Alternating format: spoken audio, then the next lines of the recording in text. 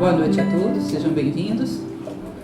Então, hoje tomaremos os últimos capítulos do nosso livro Tao Te Ching. Recordo que quando propuseram, porque também temos refletido muito aqui sobre as demandas que têm sido feitas no YouTube, essas palestras têm sido publicadas no YouTube. Quando várias pessoas propuseram Tao Te Ching, deu aquele frio na espinha e eu pensei, será que a gente vai dar conta? Isso não é um livro qualquer, isso é um livro sagrado e de um porte e de um nível de dificuldade muito desafiador. E hoje estamos aqui fechando o Tao Te Ching e eu achei uma experiência maravilhosa. Eu espero que tenha sido bom para vocês, que tenha somado em termos de capacidade de reflexão, uma filosofia tão enxuta, quase que um estoicismo oriental, tão enxuta, tão se atém ao essencial, atém-se àquilo que é fundamental para a consciência humana, para que ela levante voo, para que ela alcance em outro degrau. Sempre fui grande admiradora desse livro e foi muito boa a experiência de compartilhá-lo com vocês. Então hoje nós vamos começar do capítulo número 77 até o 81, ou seja, finalzinho já. Nosso glossário de hoje, eu me concentrei em 2 pontos que são importantes que a gente entenda. Muitas vezes se utiliza a palavra fraqueza. Lembrem, dentro da tradição que é feita de uma língua para outra, de uma língua para outra, vão sendo feitas aproximações que às vezes não são muito exatas. Fraqueza, que ele vai citar aí, não é sinônimo de debilidade, é sinônimo de fluidez, sinônimo de sensibilidade, de saber fluir. Suavidade seria a palavra mais exata. Então, quando ele diz da necessidade da fraqueza, ele está falando da necessidade do homem fluir como a água, necessidade do homem encontrar a via de menor resistência, de não ser rígido, de não ser inflexível, de não se opor à natureza através da força.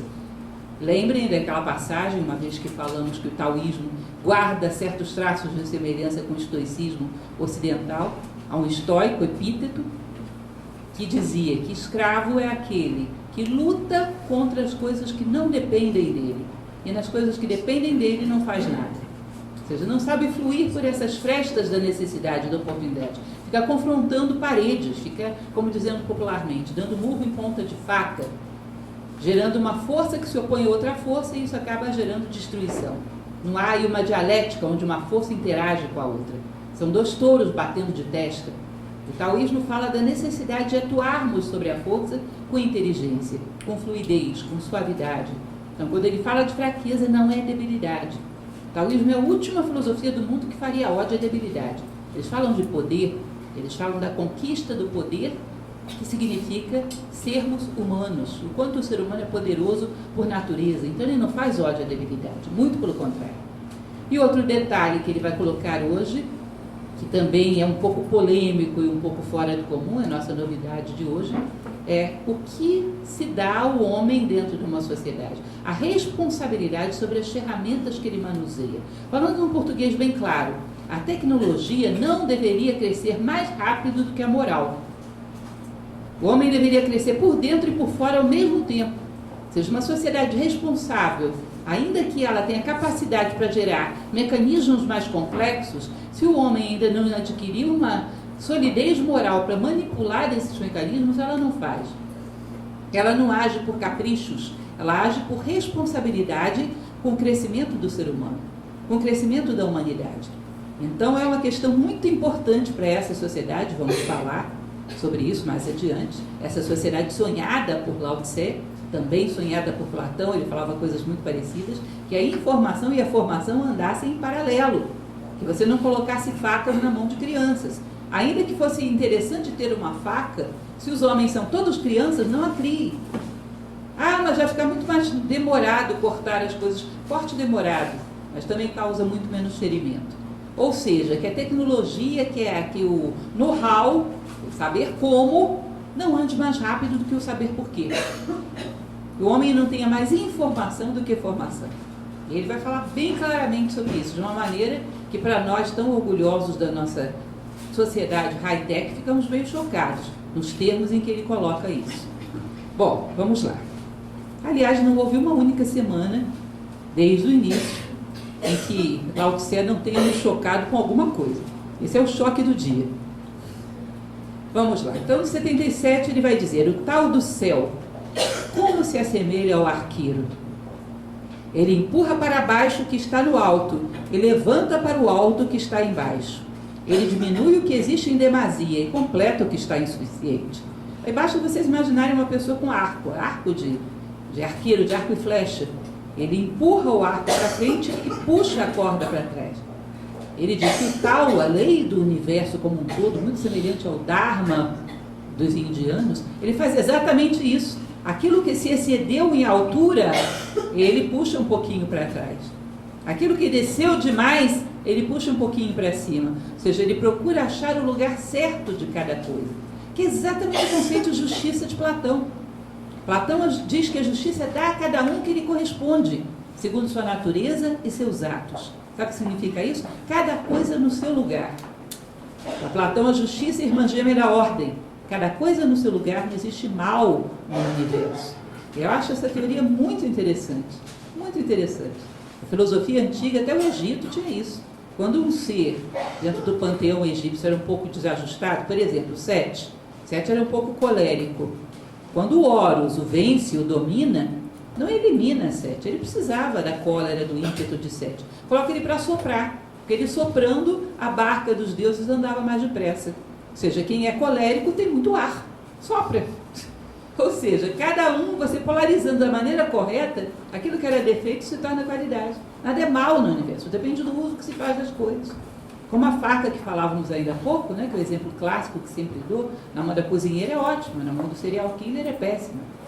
E aquele que comanda um Estado, aquele que educa um ser humano, deveria saber colocar cada coisa no seu lugar no momento certo. Não há prioridades para um educador maior do que o crescimento do educando. Ele não deve ter ansiedade naquilo que ele vai dar. Ele não deve ter ansiedade nos confortos ou nas facilidades que vai colocar na mão desse educando.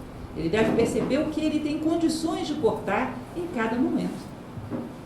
Vocês devem ter visto que hoje existem muitas pessoas que falam um pouco a respeito disso. Que idade você coloca um iPhone na mão de uma criança? Um tablet? Existe hoje uma discussão em relação à alta tecnologia, o quanto isso impacta quando é colocado na mão de uma criança muito precoce. Tá bom, esse é um aspecto. Só que não é só isso. Tem muitas outras coisas dentro da sociedade que deveríamos pensar em qual é o seu lugar certo, qual é o seu tempo certo. Algumas talvez tivessem que ficar muito para o futuro. Então ele fala sobre esse senso de justiça do tal do céu, que reduz em certos pontos, expande em outros. Dá a cada um o lugar que lhe corresponde. Agora, o tal do homem, ou seja, o caminho do homem, a direção do homem, não é assim. Tira do que não tem bastante para dar ao que tem demais. É mais ou menos o que nós fazemos. Uma das coisas que nós globalizamos, se não uma das únicas, é exatamente a concentração de renda. Você tira de quem não tem e dá mais ainda para quem já tem. Ou seja, nós concentramos cada vez mais, ou seja, como se acentuássemos a desordem. Concentramos riquezas naqueles que já não necessitam delas. Concentramos as desinformações. Enfim, a desordem da distribuição dos bens, dos dons dentro da sociedade, gera a injustiça do momento em que vivemos. É o caminho que o homem adota. E ele diz isso já no seu tempo. As sociedades adotam um caminho de concentração, um caminho de desordem, enquanto que o tal do céu busca fazer com que todas as coisas se harmonizem. Mas quem é capaz de dar ao mundo o que tem de supérfluo? Só o possuidor do tal. Já eu vou passar, porque eu peguei uma outra versão que fala dessa mesma frase, numa forma que eu achei mais interessante. Vou passar para vocês já. Vamos concluir. Assim também o sábio, ele cria e não guarda. Finalizada a obra, não permanece junto a ela. Ele não gosta de mostrar sua importância junto aos outros. Lembrem que muitas vezes eu já citei para vocês, mas eu acho belíssima essa passagem de Gibran, quando ele diz que nós somos postos de enriquecimento dos dons da vida. As coisas passam por você, você coloca o seu algo mais e coloca novamente em circulação pela vida. Não retém os dons da vida. É como a água, é maravilhosa, mas parada apodrece. Não retém os dons da vida. Seja um operador do fluxo, para que os dons da vida passem por você, saiam maiores do que chegaram e voltem a circular. Não sejamos um usuário, aquele que explora a vida. Já pararam para imaginar, se a gente fosse fazer uma conta do que a natureza gerou e gastou para nos manter no mundo e o que nós geramos de ganho para a natureza pela nossa vida? Se cada ser humano desses 7 bilhões fosse fazer essa conta, o que custamos para a natureza e o que demos para a natureza em troca? Vocês percebem que a gente deveria tentar, por uma questão moral, fazer com que essa conta fosse positiva? Que nós agregássemos valor, não fôssemos só consumidores, não deixássemos terra arrasada para trás, mas agregássemos valor. É mais ou menos o que ele está dizendo, o sábio agrega valor. Ele não retém nada, as coisas passam pela mão dele, ele enriquece com tudo aquilo que ele tem e ele deixa que esses dons continuem circulando. Ele não tem apegos, ele é autossuficiente. Ele é o homem de ouro de Platão, ele tem ouro dentro de si, não precisa de ouro fora. As coisas passam por ele e saem melhores do que chegaram.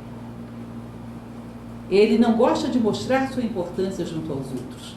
Ele não está aqui para afirmar a sua particularidade. Ele está aqui para cada vez mais trazer ao conhecimento da humanidade a existência do Uno. Vocês não vão ver nenhum grande sábio ao longo da história que tivesse necessidade de reconhecimento, de autoafirmação, que tivesse algum prazer em projetar o seu nome. Muito pelo contrário. Eles sabiam que quanto mais trabalhassem pelo todo, mais a sua particular personalidade seria uma célula. E não tinha interesse em fazer com que ela fosse mais do que isso. Eu comentava com vocês há algum tempo atrás que quando uma ocasião um aluno me perguntou: bom, se eu fizer filosofia, daqui a 10 anos eu vou ser uma pessoa bem-sucedida? Eu falei, bom, talvez, depende do que você considere como bem-sucedido, porque bem-sucedido para nós, filósofos, é o seguinte: daqui a 10 anos você está mais anônimo do que hoje, mas a humanidade está um pouco melhor. Porque bem-sucedido para a sociedade é todo mundo saber quem é você, é destaque. Destacar significa você sobe, o resto fica embaixo, morrendo de inveja. Bem-sucedido para a filosofia é talvez mais anônimo do que hoje, mas a humanidade é um pouquinho melhor. Então o sábio não tinha interesse, dizem que Plotino, por exemplo, ficava envergonhado quando perguntavam para ele da sua história pessoal. Não tem interesse em projetar um nome em particular. Aliás, vocês sabem que às vezes esses grandes mestres da história, 3, 4 gerações de discípulos deles usam o mesmo nome que eles. Aí a gente vê fulano no ano tal, fazendo tal coisa, 200 anos depois fulano fazendo a mesma coisa. Ah, esse pessoal vivia muito. Não vivia não. Os seus discípulos eram tão dedicados à causa que não estavam interessados em projetar o seu nome. Então, às vezes 3 gerações usavam o nome do mestre. Isso é muito impressionante. A gente não consegue localizar quem era fulano, porque ele se alonga por um tempo enorme. Tamanha o altruísmo e o desinteresse em projeções pessoais. E aí essa frasezinha que eu fiquei devendo para vocês, como eu achei ela aqui um pouco mal redigida, eu peguei uma outra versão. Estou o tempo inteiro fazendo isso. Eu usei uma versão oficial, mas eu estou o tempo inteiro comparando com outras. Então essa frase: mas quem é capaz de dar ao mundo o que tem de supérfluo? Só o possuidor do tal. Eu achei ela melhor redigida nessa outra versão aqui. Mas quem pode possuir sobra para oferecer ao mundo? Somente aquele que possui o caminho. Entende? Então o sábio é generoso por natureza. Nós vamos ver isso já já. O sábio é grande pelo que dá e não pelo que retém, pelo que possui. Os homens que foram grandes pelo quanto eles eram capazes de dar, não pelo tanto que eram capazes de ter, contrariamente ao nosso conceito atual. E quem tem condições de dar alguma coisa real? Obviamente, quem tem alguma coisa de real. Ninguém pode oferecer aquilo que não tem. Então o sábio tem condições de oferecer sabedoria, tem condições de oferecer um exemplo de vida, um sentido de vida para aquele que não tem, um caminho. Então ele tem o que dar, ele está de mãos cheias, coisas reais, porque essas coisas são reais. Nem o tempo, nem o espaço, nem a morte é capaz de tirá-las de quem as dá e de quem as recebe. Se de fato a recebe. Então, evidentemente, para que nós possamos dar, temos que ter alguma coisa. E o sábio tem coisas reais para distribuir. Tá? Então, só quem tem o tal possui sobra, possui alguma coisa para dar para os demais.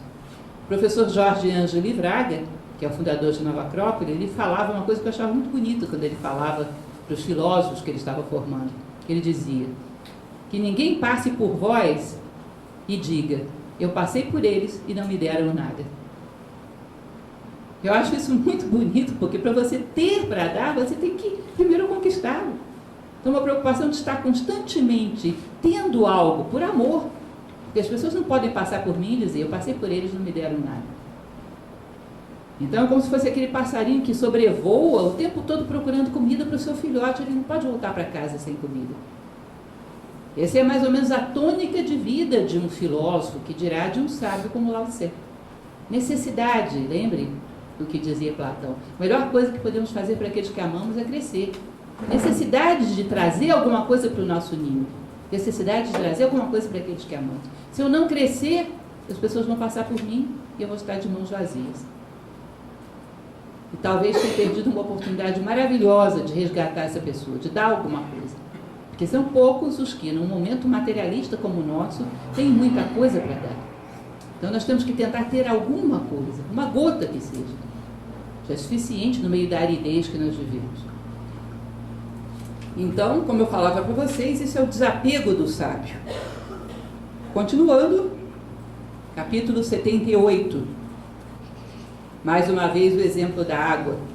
No mundo inteiro, não há nada mais fluido e suave do que a água. No entanto, para atacar o que é duro, nada se iguala a ela. Nada pode mudar isso. Percebem o que ele está falando? Da fluidez, da suavidade, da estratégia da água, que aceita ocupar os lugares mais ínfimos, mais estreitos e vai penetrando. E não cessa nunca de pressionar e buscar frestas por onde passar. Se abre um pequeno furinho, a água está passando por ali. Ela aproveita todas as oportunidades, ela é inexorável. Ela é perseverante e constante, não violenta. Ela encontra as frestas e acaba sempre cumprindo o seu caminho, que é sair do particular para o universal, sair dos rios para o mar, sempre indo em direção à unidade. Então, a busca estratégica, isso é chamado de diplomacia, de introduzir a nossa vontade no mundo, buscando o caminho de menor resistência. Procurando não ser um destruidor, um demolidor, procurando não gerar confrontos, mas procurando encontrar todas as frestas de oportunidade para introduzir a nossa vontade no mundo. A atenção do sábio. Todos os dias uma oportunidade de levar um pouco de água, uma gota de água a quem tem sede. Ele é como a água. E a água todos os dias encontra uma fresta por onde ela possa penetrar. Uma ou duas gotas, mas algo dela penetrou. A fraqueza vence a força, a suavidade vence a dureza. Todos na terra o sabem, mas ninguém é capaz de agir assim. Então existe todo um conjunto de técnicas, por exemplo, em artes marciais, que sabem disso. Que é melhor você não se opor ao esforço do oponente, mas pegar o próprio esforço dele para derrubá-lo. Melhor opor a inteligência e a força. Aliás, a própria condição humana, a maneira como atuamos sobre o mundo, é uma vitória não da inteligência, mas da razão sobre a força bruta. Então nós sabemos que a razão impera sobre a força bruta, mas quando usamos isso na nossa vida prática? Que dirá a inteligência, que ainda é muito mais do que a razão pura e simples. A inteligência tem algo de intuição, então ela pode muito, quando ela é estratégica, está sempre aproveitando as frestas das oportunidades. Isso em todos os campos. No campo de um relacionamento, no campo da convivência, no campo econômico, Nas crises sociais, vocês percebem que às vezes as empresas estão todas caindo e tem uma subindo. Bom, essa até é a natureza da água. Nas piores crises, ela sabe encontrar frestas e está subindo. Sem ser desleal, sem ser desonesta, mas simplesmente aproveitando as oportunidades que cada momento oferece. Isso faz parte da lei da vida. Sabendo entrar por essas frestas das novas oportunidades. E cada novo painel oferece novas oportunidades. Saber penetrar por aí, preencher esse espaço. Não ser rígido, não querer respostas prontas. O homem rígido é aquele, sei fazer isso, isso, isso. Bom, essas profissões não existem mais, então eu não faço nada. Até no campo econômico, gente, tem isso. Saber sobreviver procurando as frestas de oportunidade da vida. No campo da convivência é uma preciosidade. Saber aproveitar aquelas frestas onde o outro está disposto a te ouvir, usando a palavra que ele tem condições de ouvir, para transmitir alguma mensagem, mesmo para aquele que é mais rígido. E uma parede é tão rígida que não tenha nenhuma frestinha. Saber encontrar esses pontos onde você pode penetrar em alguma medida. Então é um segredo que é muito repetido pelo taoísmo. É por isso que um sábio disse: quem toma sobre si a lama do reino, esse é o senhor dos sacrifícios da terra. Quem toma sobre si a infelicidade do reino, esse é o rei do mundo. As palavras verdadeiras parecem paradoxais. Realmente, as palavras verdadeiras parecem absurdas, considerando que a gente só entende aquilo que nos é agradável, está de acordo com o nosso interesse. E o que ele está dizendo aí não está de acordo com o nosso interesse. O que ele está dizendo? Que o sacro ofício, o ofício sagrado de se comprometer com a dor do outro, é que faz líderes. Todo mundo quer liderar para ter privilégios, e não para pagar o preço maior, e não para o maior sacrifício. Então a gente não entende essas palavras, parecem absurdas. Quem lidera é aquele que realmente é capaz de absorver para si um pouco do drama do grupo, da dor do grupo, um pouco da dor da humanidade. E ele lidera para ajudar o outro a caminhar, e não pelo prazer narcisista de estar à frente. Por isso Platão dizia que quando alguém deseja muito um posto de governo, isso já é suficiente para você saber que não era ele o homem.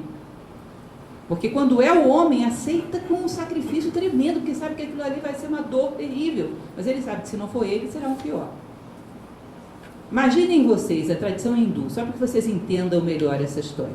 A tradição hindu diz o seguinte, que o homem tem uma série de ações que ele cometeu e cuja consequência ele tem que saudá-las, que é a lei do karma.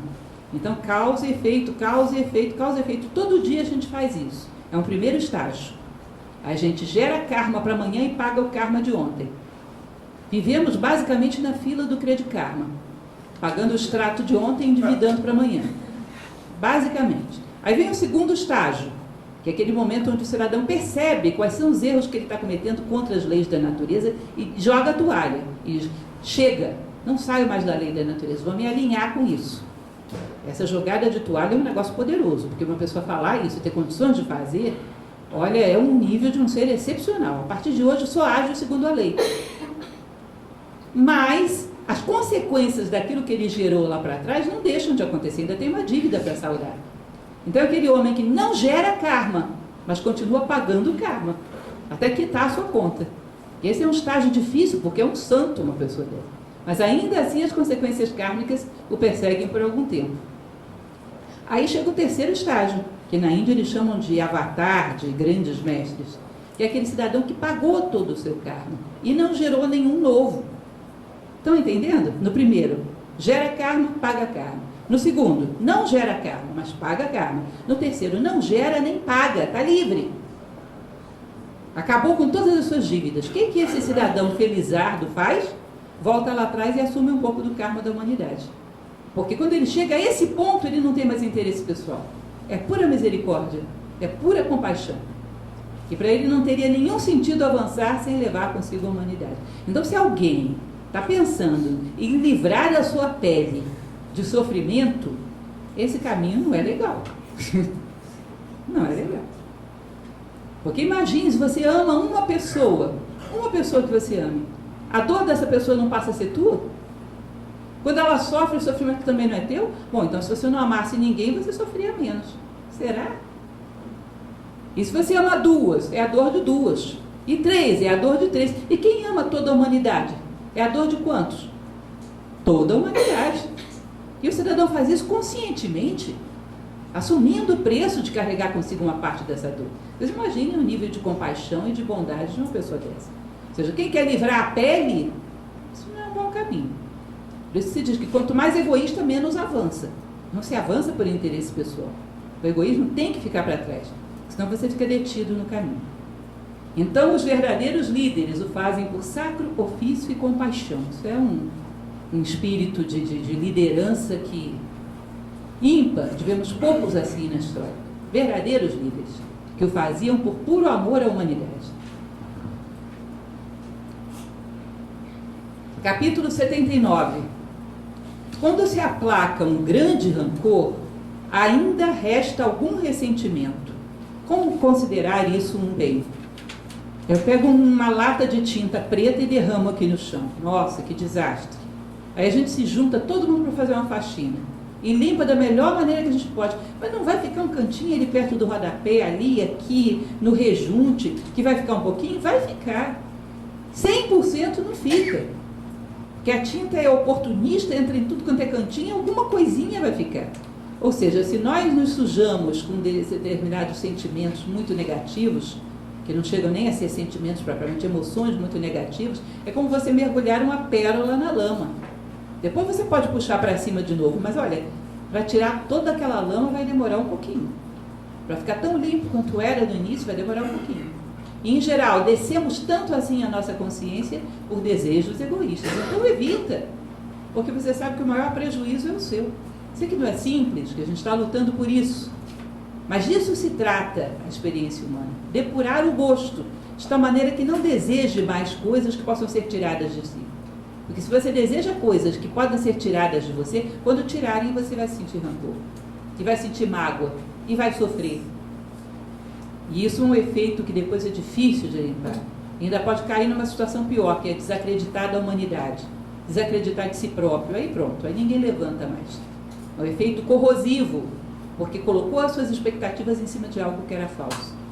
E ele continua falando: por isso o sábio cumpre seu dever e nada exige dos outros. Então só tem uma coisa que pode deixar um sábio chateado, se ele não cumpriu o seu dever. Por isso, quem tem vida cumpre o seu dever. Quem não tem vida agarra-se ao seu direito. Vocês acham isso interessante?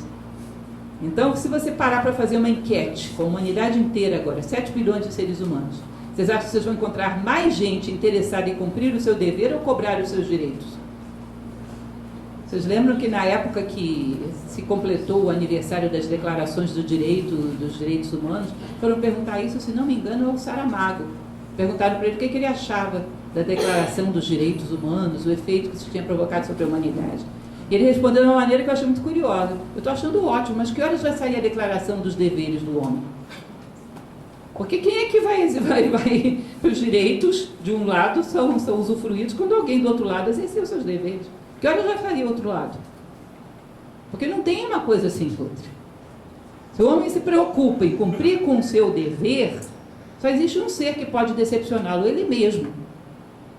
Quando ele falha nesse cumprimento. Agora, se os direitos que advêm disso foram respeitados ou não pelos outros, o problema é dos outros.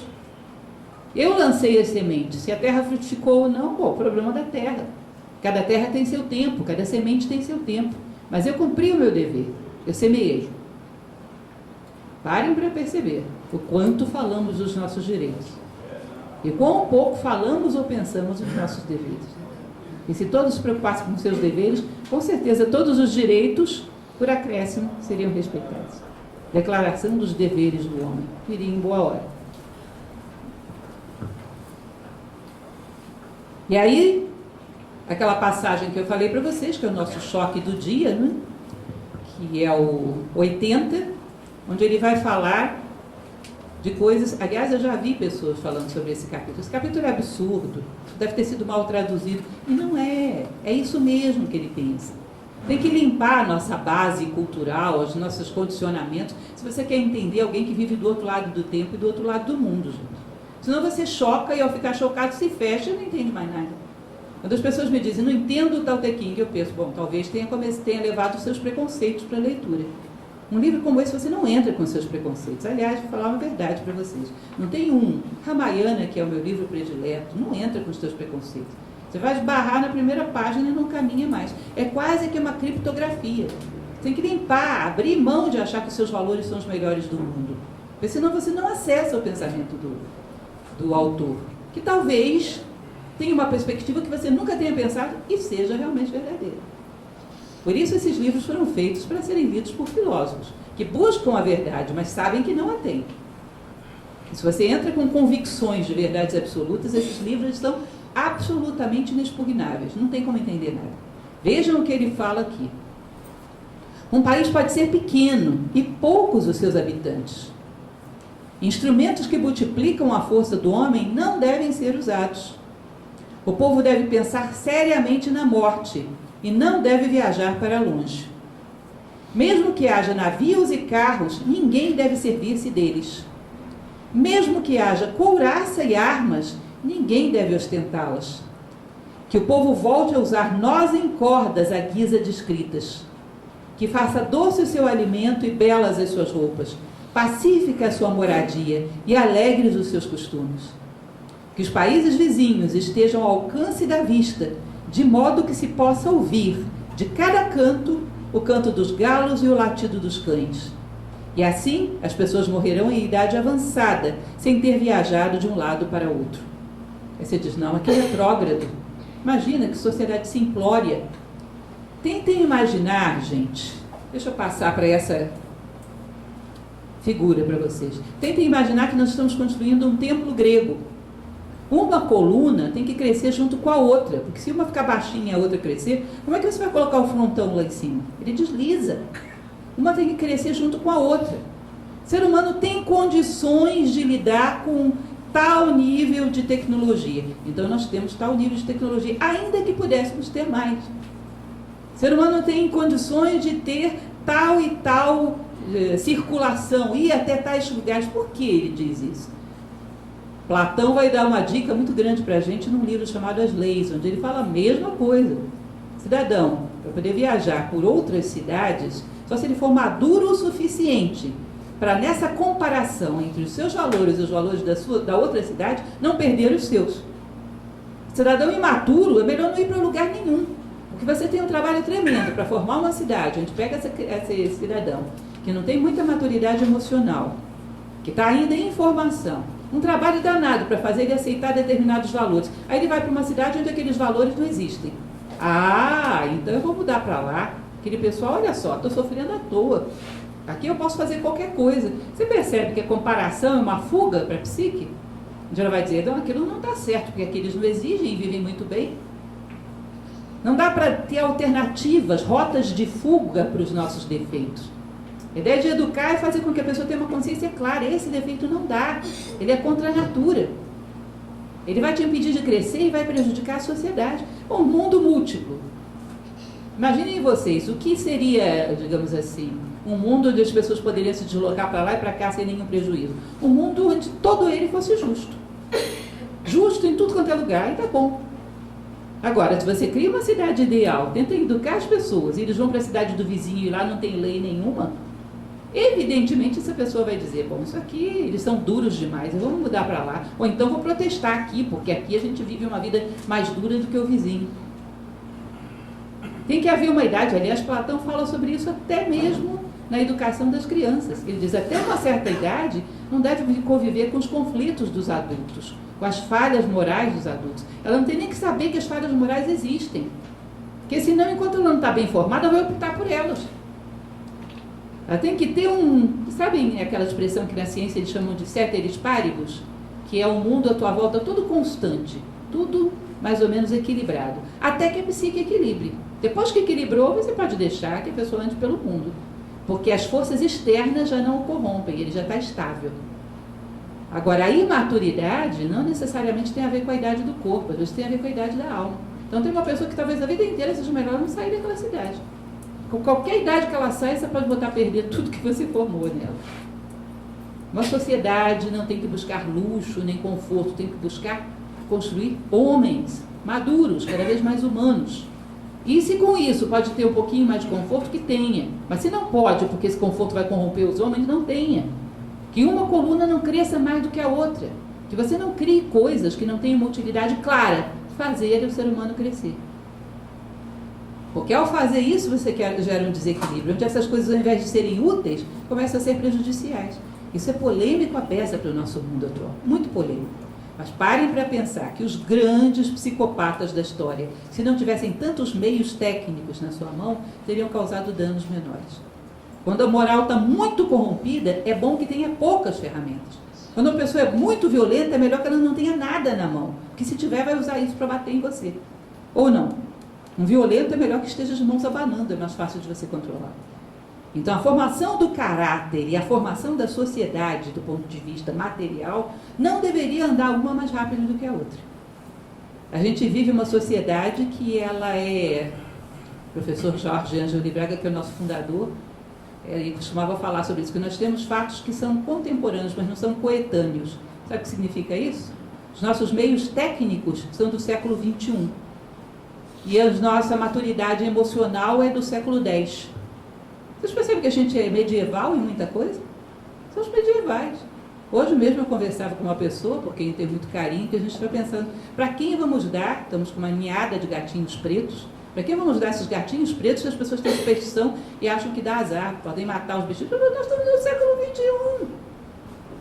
E você tem que ter cuidado para não matar um gato preto porque dá azar, tenha dó. Isso é um exemplo inocente, porque na verdade fazem coisas muito piores. Com valores, com um ser humano, com relações, com conceitos, fazem coisas muito piores. Nós temos uma mistura, gente, de coisas, não contemporâneas, mas não coetâneas. Nós temos comportamentos políticos, sociais, de baixa Idade Média, com uma tecnologia de século XXI.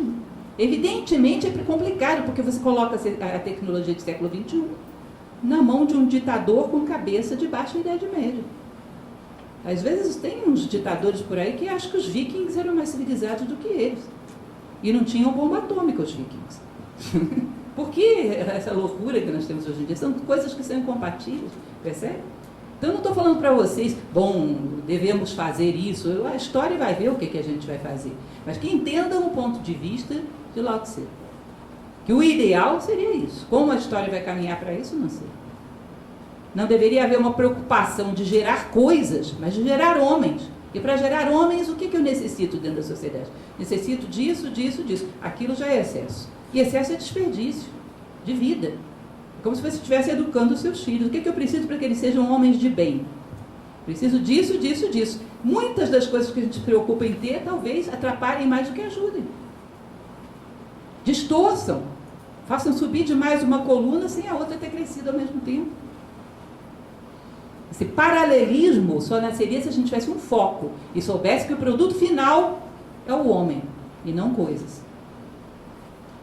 Isso eu acho muito curioso, porque as empresas, é muito comum, empresas de natureza privada ou pública, que empreendam um monte de métodos de recursos humanos, de treinamentos, para aumentar a produtividade e não para aumentar a felicidade do ser humano. Vocês percebem que o produto final dos nossos esforços são coisas, não é o homem. Então vamos fazer isso, para que as pessoas faltem menos, para diminuir o absenteísmo, para poder aumentar o rendimento. Como assim? Tudo isso? Para quê? Para aumentar rendimento? Não é para melhorar os seres humanos? Qual é o produto final da nossa vida, do nosso trabalho? São seres humanos ou são coisas? Então esse elemento é muito claro para ele. Não deveríamos ter mais do que aquilo que necessitamos para formar seres humanos. E aqueles que não têm condições, o melhor é que levassem uma vida simples e se ativessem os valores simples da sua vida. Não tivessem em mãos coisas que não têm suporte moral para aguentar o peso delas. Que é basicamente o que eu coloquei aqui para vocês. Não colocar ferramentas pesadas na mão de uma criança. Não tem suporte moral, não tenha mais do que aquilo que você pode carregar e usar para o bem. Platão e as viagens, como eu falei para vocês, Platão restringia muitos homens que poderiam sair da sociedade. Aqueles que tivessem maturidade para não se deixar influenciar pelo mal e ao mesmo tempo aprender ideias boas e trazer para a cidade. Ou seja, eram embaixadas de homens específicos que estivessem preparados para isso. Porque a comparação às vezes é uma coisa mórbida. Vamos procurar aonde o meu vício é permitido. E se existe esse local, então é para lá que eu vou. Ou então vou tentar trazer essa regra para cá. As pessoas não pensam em como crescer como ser humano. E essas que não pensam, o Estado tem que pensar por elas. Aquelas que já pensam, essas sim, podem ir para onde elas quiserem. Aquelas que já têm o foco certo. Então, como coloquei aqui para vocês, formação e informação, crescendo juntas. E por fim, o nosso querido e último capítulo 81. As palavras verdadeiras não são bonitas. As palavras bonitas não são verdadeiras. Mais uma vez, cuidado com as palavras. Imagine o quanto essa tradução viajou aí pelo meio do caminho. As palavras verdadeiras não são bonitas no sentido de serem ostentosas, atraentes. Elas são belas no sentido de que a sua essência é transmutadora. Elas são belas como conteúdo, mas nem sempre tem aquela embalagem agradável, segundo a moda de uma determinada sociedade. Comentava com vocês a respeito de um filme, que aliás quem não assistiu vale muito a pena, que se chama Mahabharata, de um diretor chamado Peter Brook. E esse filme, o diretor viveu alguns anos na Índia para preparar esse filme. É uma coisa prodigiosa, das coisas mais belas que eu já vi na vida. Peter Brook, ele comentava que ele andou entrevistando todo mundo que tinha algum conhecimento sobre o simbolismo do Mahabharata, que é um épico indiano. Aí um dia falaram para ele que ele deveria visitar a casa de uma senhora, que ela era muito bela. Ele imaginou, bom, quantos anos será que tem essa senhora? Para todo mundo que indicava dizia, ela é muito bela. E quando ele chegou à casa dessa senhora, que era uma senhora muito idosa, é que ele foi entender que a linguagem indiana, ainda no nosso Índia atual, com todas as decadências, porque isso tem poucos anos, ainda separa o belo do atraente. Uma mulher jovem para eles é atraente. Bela é aquela que tem alguma sabedoria, algo para transmitir. Que, aliás, é um conceito deles dentro do panteão também dos indianos. Existe um Deus para isso, Savitri. Savitri é o resplendor. Porque as coisas são belas não só quando tem belas formas externas, mas quando delas sai o resplendor, de uma essência de fogo. As coisas só são belas quando você percebe que alguma coisa vem de dentro e resplandece, como que emanasse algo da sua essência. Ou seja, a beleza tem a ver com a essência e não meramente com uma forma adequada. A beleza de essência, ela tem tudo a ver com as palavras sagradas. Hieros logos. Mas a beleza de aparência nem sempre.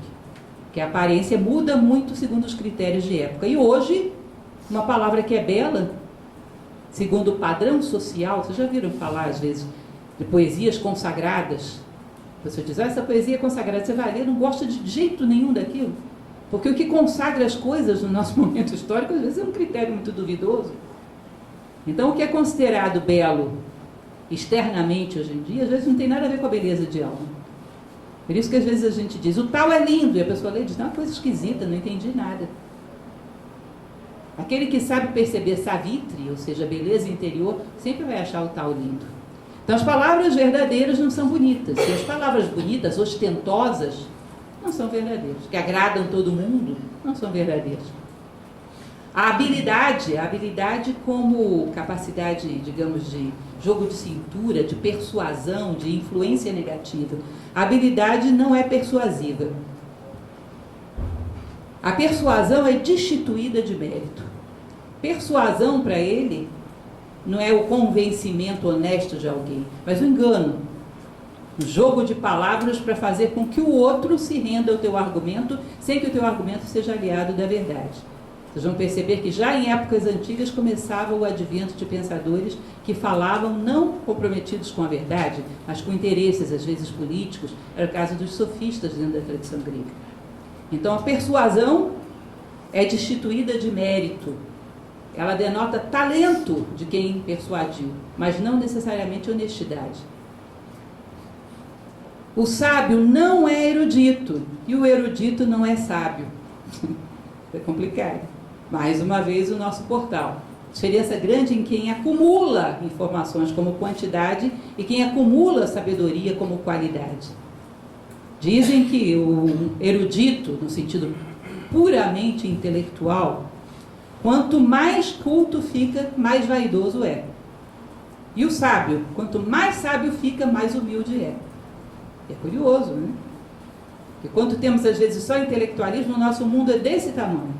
E dentro de um mundo desse tamanho, você considera que você ocupa um espaço muito significativo. Agora o sábio, ele explode as fronteiras desse mundo. O universo dele é infinito. Ele se compara com esse universo e ele vê que ele é uma parcela infinitesimal. Então quando Sócrates diz, só sei que nada sei, ele não está fazendo gênero. Ele se comparou com o tamanho das coisas para serem sabidas e percebeu que o que ele tinha era realmente muito pouco. Mas ele vislumbrou o tamanho das coisas que há para serem sabidas. Ele vislumbrou. Isso é uma visão grandiosa que só grandes homens têm. Ninguém pode dizer só sei que nada sei se ele não viu o tamanho daquilo que ele não sabe. Não tem sequer uma perspectiva do tamanho do desconhecido. Ele tinha. Então o sábio necessariamente é mais humilde à medida que avança. É um sintoma. Enquanto que o meramente culto, intelectual, fica mais vaidoso à medida que avança. O sábio não acumula posses. Quanto mais ele faz para os outros, mais ele possui. Quanto mais dá aos outros, mais ele recebe. O tal do céu favorece sem prejudicar. O tal do sábio é agir sem lutar, sem destruir, sem confrontar. Lembrem o que eu falava para vocês. Sempre houve, sempre haverá na história construtores e destruidores de pirâmides. Os sábios sempre se alinharam naqueles que constroem. Eles não renovam destruindo. Eles renovam, penetrando nas frestas das oportunidades, tomando o que de melhor existe em cada ser e trazendo à tona. E por fim, aquela reflexão que eu fazia com vocês no início. Se nós olharmos na história, os homens que foram grandes, não foram grandes porque tinham muitas coisas, mas porque deram muitas coisas. O homem é do tamanho da sua generosidade. Chega um determinado momento que a vida vai dizer, tal coisa, entrega. Você vai dizer, isso não. Tá bom, ela respeita, mas esse é o teu tamanho. Quanto mais generosos vamos nos tornando, mais a vida vai penetrando naquele terreno onde ainda existe um fronte de egoísmo, uma resistência de egoísmo, uma vaidade, um orgulho, e vai bater aí e vai dizer, é isso que eu quero agora. Na hora que você disser isso não, você determinou o limite do teu crescimento. Porque o homem é do tamanho da sua generosidade. E um sábio é como dizem na Índia, eles têm uma deusa chamada Aditi, sem ataduras, sem limites. Ele é a entrega perpétua. Ele é uma célula consciente da unidade, que não tem nada a ganhar, porque ele e o uno são um só, e nada a perder, porque tudo aquilo que é seu, nada nem ninguém pode tomar. Por fim, essa é a mensagem final do Tao Te Ching. Sábio é grande pelo que dá e não pelo que retém. Bom, encerramos aqui nosso capítulo número 81. Agradeço muito vocês terem acompanhado durante todo esse tempo. Estamos já quase concluindo também a publicação no YouTube. Lembro que ajudam muito quando nos ajudam a divulgar as nossas palestras no YouTube. Na semana que vem, segunda-feira que vem, não teremos palestra, pularemos uma semana. Na outra começaremos, no dia 2 de outubro, não é isso? Começaremos O Herói de Mil Faces, de Joseph Campbell. E lembro também a vocês que nós temos uma campanha, temos um trabalho social muito forte lá na nossa sede central. Nós estamos arrecadando doações de brinquedos para o Dia da Criança. Se alguém tiver interesse em doar alguma coisa, estará sendo arrecadado nessa sede. As doações que vocês quiserem fazer, que nós atenderemos as crianças do Varjão. Mais alguma coisa? E por último, antes dela falar, quando vocês saírem, antes de sair, alguns felizardos, que vão ser muitos, porque tem muita prenda, nós tivemos uma pessoa muito generosa, Carmelita Guimarães, que participa do nosso grupo, que confeccionou um monte de brindes. E debaixo da cadeira dos sortudos tem um papelzinho colado. Então, aqueles que tiverem sido premiados, procurem aí. A gente vai ficar lá na porta e vai entregar os brindes. É?